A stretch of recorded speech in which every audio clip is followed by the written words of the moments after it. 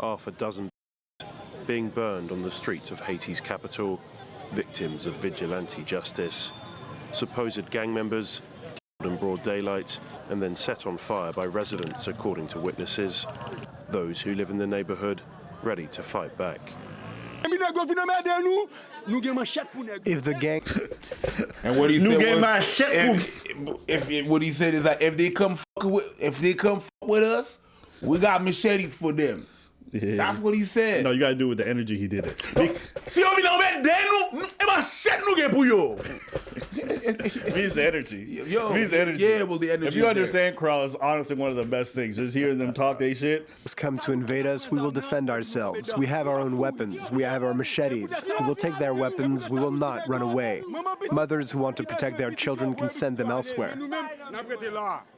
We were right there. We were there. We were right there. We actually filmed a little documentary while we were in Haiti. So if you guys ever want to go check that out. That looks like jalousie right there.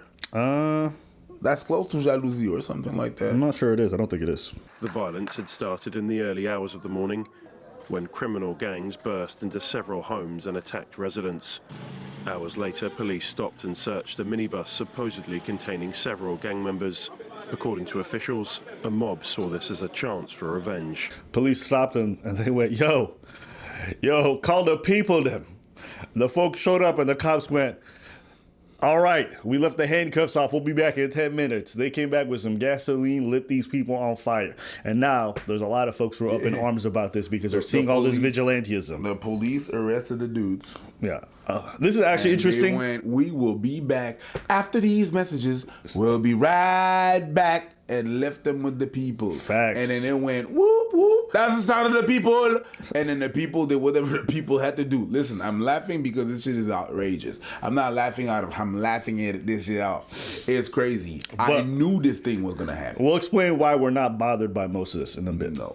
During a search of a minibus in which there were armed individuals, the police confiscated weapons and other equipment. In addition, more than a dozen individuals traveling in this vehicle were unfortunately lynched by members of the population.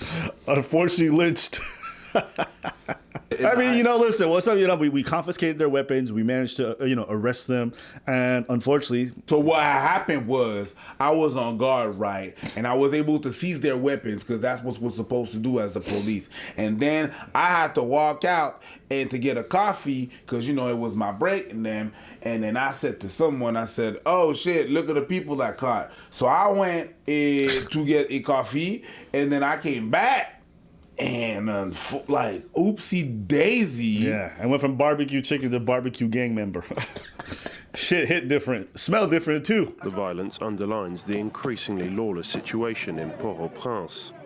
Criminal gangs have taken control over an estimated 60% of the city since the assassination of President Jovenel Moïse nearly 2 years ago. On Monday, United Nations Secretary-General Antonio Guterres called for the deployment of an international armed force to Haiti in a desperate attempt to temper the escalating violence. It comes as a UN report highlighted the surge in murders and kidnappings in the country, with special emphasis on Cité Soleil, an area of the capital that has become besieged by gangs who are blocking access in and out. Okay. So, a little bit of backstory. Haiti's been going through a downturn, economically speaking, for a variety of reasons, but in large part due to corruption, okay, and foreign intervention. Now, knowing all of this, things have deteriorated where getting gasoline, getting any job opportunities is very difficult. And what ended up happening after the last president got assassinated by foreign mercenaries was that the city and the country itself just devolved into more lawlessness. And gangs who took over engaged in kidnapping, taking of children, indiscriminate murder, anything you could imagine that they did to the locals and foreigners. It's just very unsafe over there. So this brings us to today, where now you have gangs running around just catching gang members and burning them alive. It's funny because the police officers and the police force used to be seen as terrible by the local population. And now they're starting to work in conjunction with the local police force to take out the gang members. That is quite the transition, ain't it? It is. It is a crazy transition. And it's something I understand because, there's only, some people say it's like there's only so much shit some people can take. There's only so much fear you can put in people's heads before they go crazy. You can only make someone so afraid for so long before they just retaliate. And the reality is the situation over there is so dangerous and so frightening for most of the locals that they're just like, bro, you can't scare us no more. We just gonna take it from you. And so, yeah, burning people in the streets, probably not something that should happen here in Canada. But over there, I don't care because they got to fend for themselves. And nobody else is going in there to defend them. And you know what I found out? What? It's people from Montreal who are actually funding a lot of the local militias. Some of them. Yeah. The problem with that is that whenever you do the vigilante thing, there's not a proper trial. And you can catch innocent people. And that's very unfortunate. That can divulge to that. But unfortunately, that's where we at with that situation. Hey, man. That's where we at with Haiti. I knew this was gonna happen. I remember when we went to Haiti in 2018 to shoot that documentary, I said that. I said, you know what's gonna happen? The people are gonna take over at some point. The people is gonna take over. They're gonna do a coupe tête boule caille. If you don't know what coupe tête boule caille is, was our revolution in 1804, and that led to us being free. Right? That's when the slave rolled up, and they would be like, you know what? We're not taking this thing no more. Okay? And yeah, I said this was gonna happen, and I was not the only one saying that. A lot of the locals that I was speaking to were saying that as well, and now. Here we are. I'll go.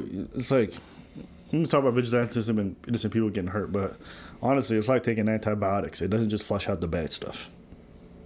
Sometimes you got to hurt the good stuff a little bit too to be able to get rid of the really bad infections, and that's what this is like. Yeah. So, this is not going to be a perfect solution, Nope. but there are none. It's like all the other solutions that they tried, and they tried to just do and bring the UN And endure. and then good thing, and then and endure and bring the UN in there, and then the UN take over, they take advantage. Taking people from the US, and then people from the US take advantage. Bring people from Canada. People from Canada take advantage. Bring the Red Cross there.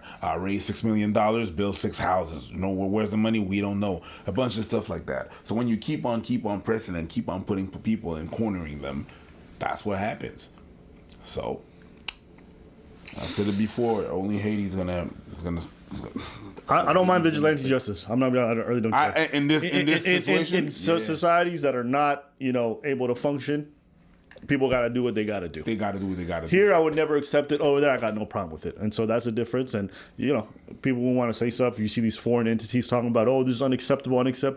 You bitches didn't lift a finger to help anything over there. Exactly. Don't be telling them how to solve their problems when you helped create many of them, and now you want us to fucking chastise them for how they handled it. Nobody should have to endure living in an environment where gang members run everything, take your kids, take your wives, take your people, kill you, ask for ransom money. No. Nobody should have to. If that was the case here in Canada, I would have no issue with people doing that, or anywhere else in the world. None.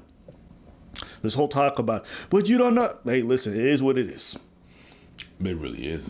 There's no way you can sit there and have this much to say if you were living there for even a day. There's not a chance. So that's what I think about this. Good. Sometimes some of the instant justice don't sound too bad to be even here. But hey, that's a bit, I'm just saying, being honest. There's a couple of times I've seen some people on camera murking 2-3 people, and I'm like, somebody get the gasoline. But hey, that's just me. It's not a good thing, but it is what I feel. Anything else? Nope. Oh, yeah. I mean, people might say some stuff about Haiti and all this stuff, but when we went 5 years ago, maybe 6 years ago now, It was a good time. it was amazing. It was a good time. It was amazing. Even when things was, like we say, Even when things got crazy. Tête en bas, things were like, Yeah. We were there right in the middle of some of the biggest protests during the World Cup. That shit was crazy. But even knowing that, my experience over there was wonderful. The people were great. My experience in the country was a lot of fun. Very, very beautiful. So, yeah, it's unfortunate to see what's happening there.